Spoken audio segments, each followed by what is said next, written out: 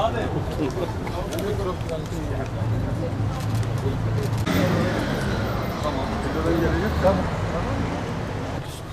Siirt'imizin tarımını geliştirmek, sebzeciliğini daha da artırmak gayesiyle üreticilerimize, siz değerli çiftçilerimize sebze fidesi dağıtma programı yaptık.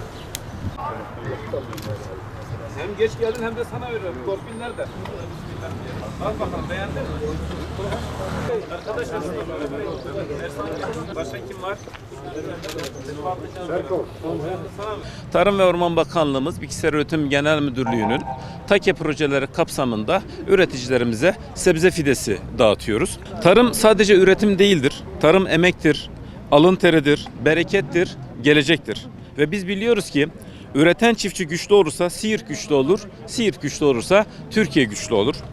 İlimizde sebzecilik üretimi kapsamında yaptığımız değerlendirmelerde yaklaşık 2025 yılı itibariyle 9.000 dekarın üzerinde bir üretim sahamız vardı. Ve bu üretim sahasında da üreticilerimizin de 20.000 ton üzerinde bir sebzecilik üretim yaptığını biliyoruz. Bizler de bugünkü bu fide dağıtımımızla ilimizin sebzecilik alandaki potansiyelini değerlendirmek ve üreticilerimize katkı sağlamak istiyoruz.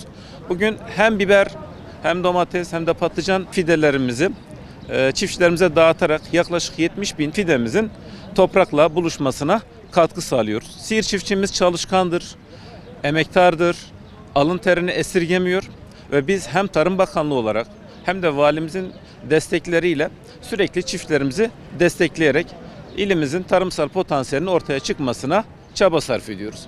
Bu vesileyle Tarım Bakanlığımıza TAKE projesi kapsamında bizler vermiş olduğu destekten dolayı Sayın Bakanımıza, Genel Müdürümüze ayrıca teşekkür ediyorum.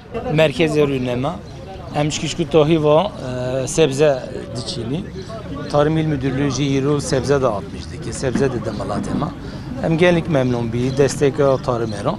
İnşallah erden hodları hem hemişe biçini. Ev desteği her tabii ki belki hindi gibi isal ama sezonu var da hem zaftir talepli gibi yani. Tiştik boşa hem çiftçiye mera hem şmera hem şamin Malatya'da. Tabii ki alanın ma ye zahfi saç ber abi gemmana ama emisal jbi bu fidanane isal tiramana inşallah salıkta hem zaftir talepdik.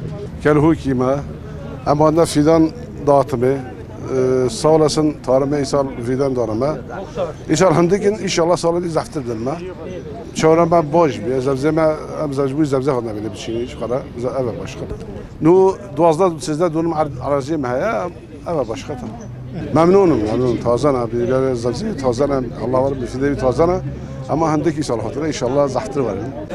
Tamam.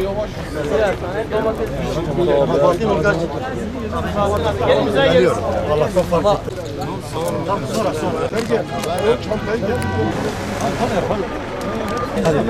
İlçeler neredeydi? Hallettiniz. Bitti mi?